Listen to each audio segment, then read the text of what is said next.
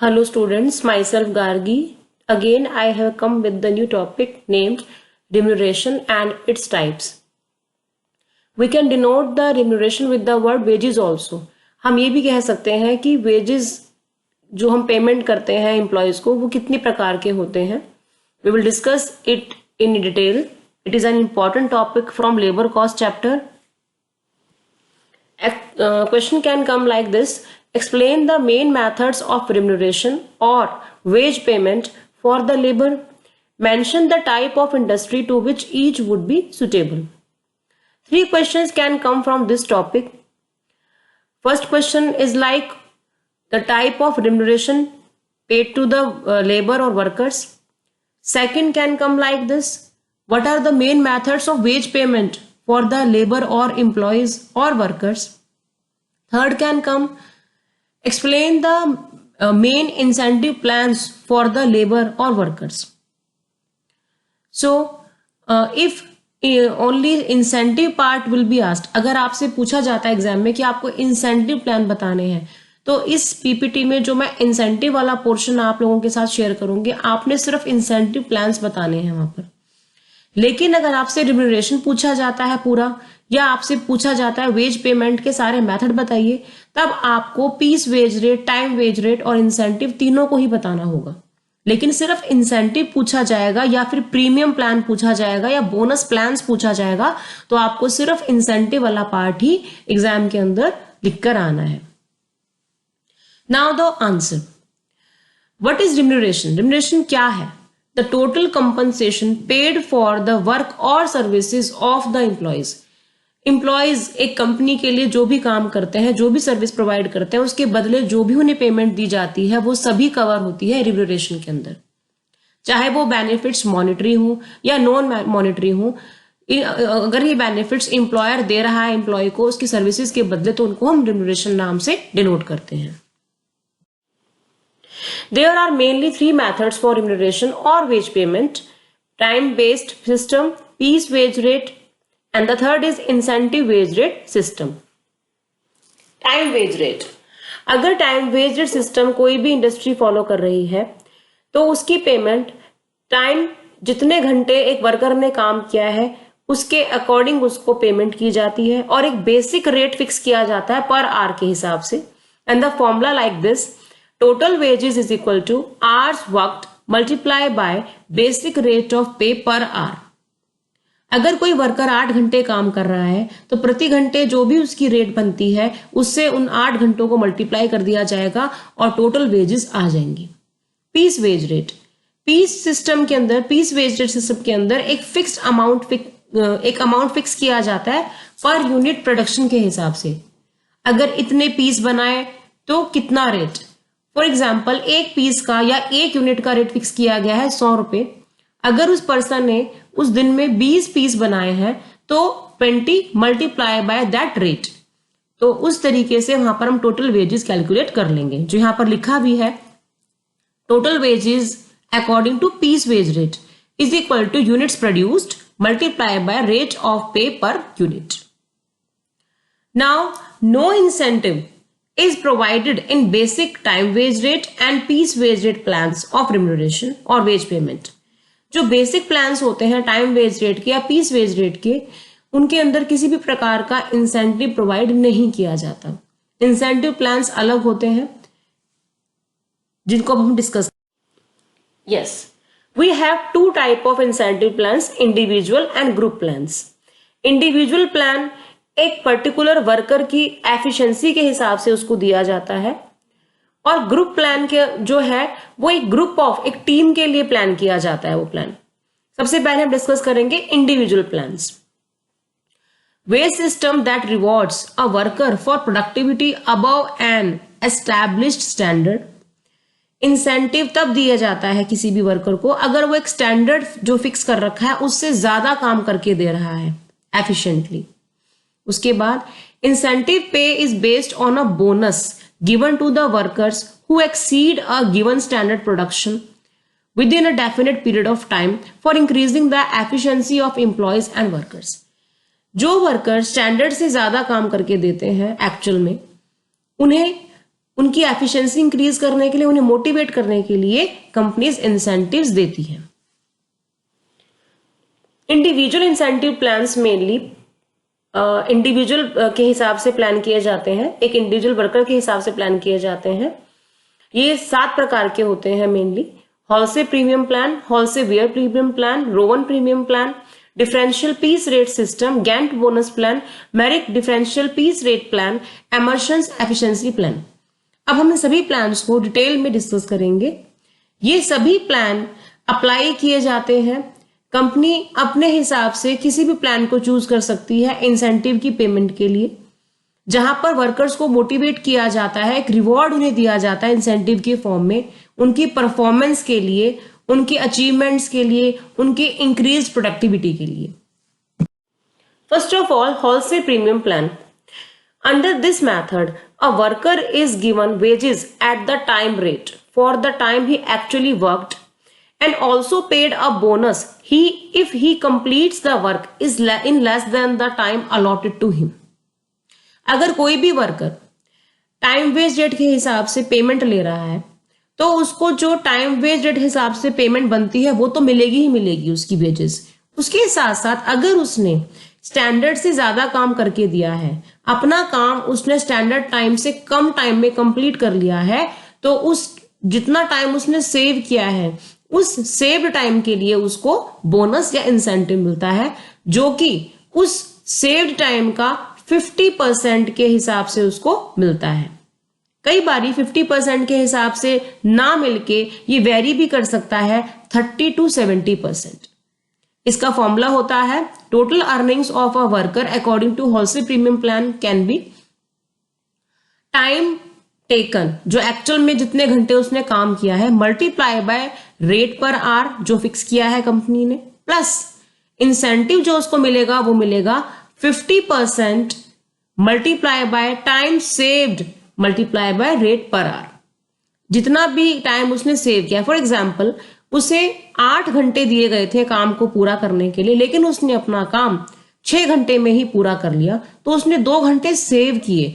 जो 2 घंटे उसने सेव किए, उन 2 घंटों के लिए उसको 50% या फिर 30 to 70% के हिसाब से इंसेंटिव मिलेगा। Halsey Weir premium plan. Halsey Weir premium plan जो है ये भी होलसेल स्कीम की तरह ही है, बट इसमें एक डिफरेंस आ जाता है।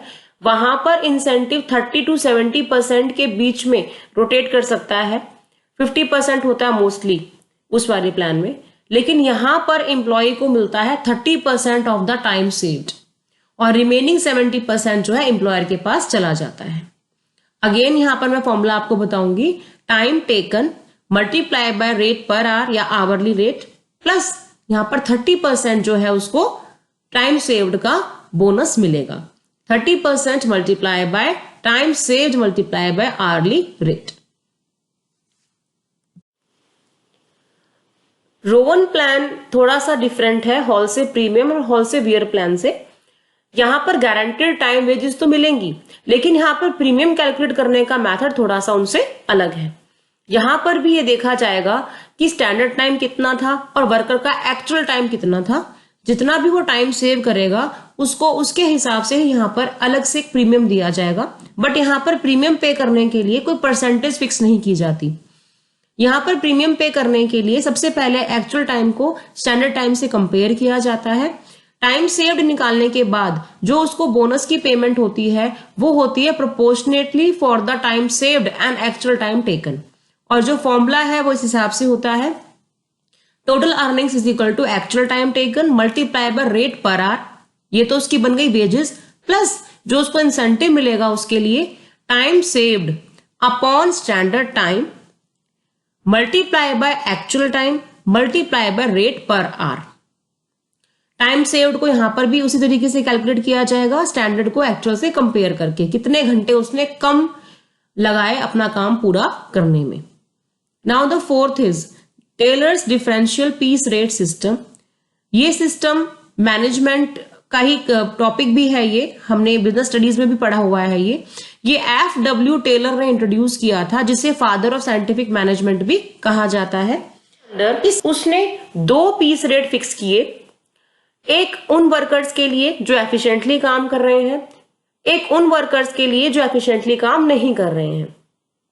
लो पीस रेट के हिसाब से उन वर्कर्स को पेमेंट होती है यहाँ पर जो स्टैंडर्ड से कम काम करके देते हैं, और हायर रेट उनको दिया जाता है जो स्टैंडर्ड के बराबर या उससे ज्यादा काम करके देते हैं।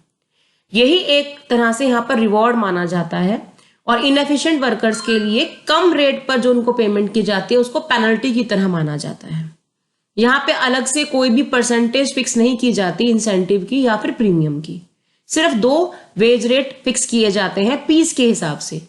जिसने बराबर काम किया स्टैंडर्ड की और ज्यादा किया उसको हाई मिलेगा, जिसने कम किया उसको लो मिलेगा। Next is merit differential piece rate plan. ये मॉडिफिकेशन टेलर सिस्टम का जो हमने प्लान अभी डिस्कस किया है उसी को थोड़ा सा मॉडिफाई करा गया है, और यहाँ पर 3 रेट जो है वो दिए गए हैं इंस्टेड ऑफ 2। एफिशिएंसी के हिसाब से यहाँ पर पेमेंट होगी, और एफिशिएंसी को मेजर किया जाएगा यहाँ पर भी पीस रेट के हिसाब से, पीसीज के हिसाब से यहाँ पर एफिशिएंसी को देखा जाएगा, क्योंकि स्टैंडर्ड आउटपुट के हिसाब से एक्चुअल आउटपुट कितना किसी वर्कर ने बनाया है। अगर उसकी एफिशिएंसी या उसका काम अप टू 83% है तो उसको नॉर्मल ऑर्डिनरी वेज रेट के हिसाब से पेमेंट होगी। लेकिन अगर उसका जो काम है वो 83 से 100% के बीच में है तो उस केस में उसको 110% of ordinary piece wage rate के हिसाब से पेमेंट होगी। अगर उसका काम 100% से भी ज्यादा है तो उसको 120% of the above normal rate payment की जाएगी। यही उसका रिवॉर्ड होगा ज्यादा काम करने के लिए। Now the next plan is Gantt task and bonus plan. ये plan time based rate piece based rate दोनों का ही मिक्सचर है, कॉम्बिनेशन है। यहाँ पर स्टैंडर्ड टाइम और स्टैंडर्ड आउटपुट दोनों को ही फिक्स किया जाता है। अगर कोई वर्कर अपना स्टैंडर्ड आउटपुट स्टैंडर्ड टाइम के अंदर पूरा नहीं कर पाता, उससे कम वो काम करता है एक्चुअल में स्टैंडर्ड टाइम के अंदर, तो उसे सिर्फ टाइम वेजेस मिलेंगी, उसे कोई भी बोनस नहीं मिलेगा। मैं दोबारा रिपीट कर रही हूं, अगर कोई वर्कर अपने स्टैंडर्ड टाइम के अंदर अपना स्टैंडर्ड आउटपुट का टारगेट पूरा नहीं करता, उससे कम बनाता है वो पीसेस, तो वहां पर उसको सिर्फ टाइम वेजेस मिलेंगी, उसको बोनस नहीं मिलेगा। अगर कोई वर्कर स्टैंडर्ड टाइम के अंदर स्टैंडर्ड आउटपुट के बराबर बनाता है तो उसको टाइम वेजेस भी मिलेंगी और बोनस मिलेगा at the rate of 20% of time wages. And the third situation, अगर स्टैंडर्ड टाइम के अंदर वर्कर स्टैंडर्ड आउटपुट से ज्यादा प्रोड्यूस करता है तो उसको टाइम वेजेस भी मिलेंगी, लेकिन उसको टाइम वेजेस यहां पर मिलेंगी for the standard time of actual output. उसको एक्चुअल आउटपुट के हिसाब से जितना स्टैंडर्ड टाइम बनता है उसके हिसाब से उसको वेजेस मिलेंगी, प्लस उन्हीं वेजेस का 20% उसको बोनस मिलेगा। एमर्शंस एफिशिएंसी प्लान, यहां पर अगेन वर्कर की एफिशिएंसी को देखा जाएगा। एफिशिएंसी कैलकुलेट करने के लिए बेस किसी भी टॉपिक को लिया जा सकता है, चाहे वो स्टैंडर्ड आउटपुट को बेस माना जाए चाहे स्टैंडर्ड टाइम को, इनमें से किसी को भी एक बेस माना जा सकता है एफिशिएंसी को कैलकुलेट करने के लिए। अगर वर्कर की एफिशिएंसी 66:2/3% से कम है तो सिर्फ टाइम वेजेस मिलेंगी, उसको कोई बोनस नहीं मिलेगा। अगर उसकी एफिशिएंसी 66:2/3 to 100% है तो उसका rate of bonus gradually increase हो जाएगा। जितनी जितनी एफिशिएंसी इंक्रीज होएगी उसके हिसाब से थोड़ा थोड़ा उसका रेट ऑफ बोनस भी इंक्रीज होता चला जाएगा। अगर उसकी एफिशिएंसी पूरी 100% है, ध्यान देना बेटा, अगर उसकी एफिशिएंसी पूरी 100% है तो उसको जो बोनस और प्रीमियम मिलेगा वो मिलेगा 20% of time wages. And the last situation, अगर उसकी एफिशिएंसी 100% से भी ज्यादा है तो उसको बोनस जो मिलेगा वो 20% ऑफ टाइम वेजेस तो मिलेगा ही मिलेगा।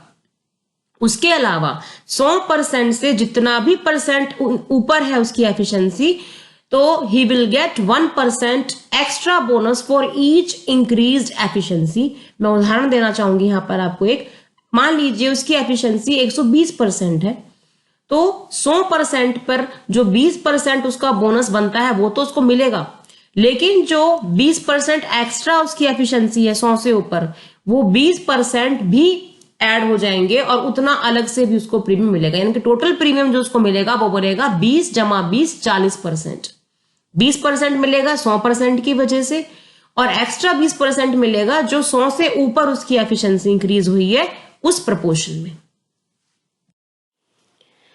Now the next topic is group incentive plans. जो पूरे ग्रुप को एक टारगेट दिया जाता है, एक स्टैंडर्ड सेट किया जाता है, उनके सभी मेंबर्स को इंसेंटिव दिया जाता है अगर वो ग्रुप अपने प्रोडक्शन के स्टैंडर्ड को एक्सीड कर जाए। अगर वो टारगेट अपना पूरा कर लेता है ग्रुप तो उसको इंसेंटिव दिया जाता है। 4 प्लान है इसके under: Priestman's production bonus plan, Scanlon plan, Towne plan, profit sharing and copartnership. Pristman's plan. Pristman plan is a group incentive plan that sets a standard performance for an entire organization. The plan rewards the employees with an incentive if the organization's performance surpasses the benchmark. If the output does not meet the criteria, employees are only paid the minimum wages. अगर group of employees अपने benchmark को exceed कर जाता है तो उस case में उनको रिवॉर्ड मिलेगा इंसेंटिव के फॉर्म में, अदरवाइज उनको कोई भी रिवॉर्ड नहीं मिलेगा, उन्हें सिर्फ उनकी मिनिमम वेजेस मिलेंगी। स्कैनलोन प्लान जो है ये भी एक बहुत अच्छा प्लान है जो ग्रुप्स के लिए ही बनाया जाता है। इस इंसेंटिव प्लान के अंदर एम्प्लॉयज को रिवॉर्ड दिया जाता है उनकी प्रोडक्टिविटी इंप्रूव करने के लिए, उन्हें मोटिवेट करने के लिए कि वो कॉस्ट को रिड्यूस करके काम करें और अदर परफॉर्मेंस मैट्रिक्स को भी वो अचीव करें। उन्हें मोटिवेट करने के लिए ये इंसेंटिव दिया जाता है। Now the tone plan. Towne plan भी ग्रुप इंसेंटिव प्लान है। यहां पर एक ग्रुप को टारगेट दिया जाता है लेबर कॉस्ट को सेव करने का। स्टैंडर्ड लेबर कॉस्ट के साथ एक्चुअल लेबर कॉस्ट को कंपेयर किया जाता है और अगर ये पाया जाता है कि एक्चुअल लेबर कॉस्ट कम है स्टैंडर्ड लेबर कॉस्ट से, तो जितनी भी लेबर कॉस्ट उस ग्रुप ने सेव की है उस लेबर कॉस्ट के सेव्ड पार्ट का 50% जितना बनता है वो उस ग्रुप के मेंबर्स को डिस्ट्रीब्यूट कर दिया जाता है in proportion of their wages. And the last group plan is को पार्टनरशिप एंड प्रॉफिट शेयरिंग। को पार्टनरशिप स्कीम्स वो कंपनीज ऑफर करती है एम्प्लॉयज को जो शेयर्स ऑफर कर सकती हैं। ये एम्प्लॉयज को अपने शेयर्स ऑफर करती हैं, रिड्यूस्ड प्राइस पर ऑफर करती हैं और उनसे पेमेंट भी इंस्टॉलमेंट में ही लेती हैं और एक तरह से उन्हें मौका देती हैं कि वो as a member of the company उसके प्रॉफिट्स को शेयर कर सके ताकि वो अपने आप को एक इंपॉर्टेंट पार्ट फील कर सके ऑर्गेनाइजेशन का। प्रॉफिट शेयरिंग भी एक बहुत अच्छा तरीका है अच्छे एम्प्लॉयज को रिवॉर्ड देने के लिए, उनको मोटिवेट करने के लिए। यहाँ पर वर्कर्स जो हैं उन्हें ये महसूस कराया जाता है कि वो ऑर्गेनाइजेशन का एक इम्पॉर्टेंट पार्ट है और जो उनका कंट्रीब्यूशन है वो बहुत मान्य है प्रॉफिट अर्निंग में। इस मेथड में एम्प्लॉयर जो है एम्प्लॉयज को मौका देते हैं कि वो उस कंपनी के नेट प्रॉफिट के अंदर शेयरिंग करें और वो शेयरिंग कैसे कर पाते हैं, उनको रेगुलर वेजेस के साथ साथ कुछ अलग से भी एज अ इंसेंटिव हिस्सा प्रॉफिट का दिया जाता है। Thank you so much for listening my video. Now the last topic today's PPT is suitability of these veg payment system. अगर मैं टाइम बेस्ड सिस्टम की बात करती हूं तो ये सिस्टम उन ऑर्गेनाइजेशंस के अंदर यूज किया जाता है जहां पर आसान नहीं होता प्रोडक्टिविटी को नंबर ऑफ यूनिट्स में मेजर करना।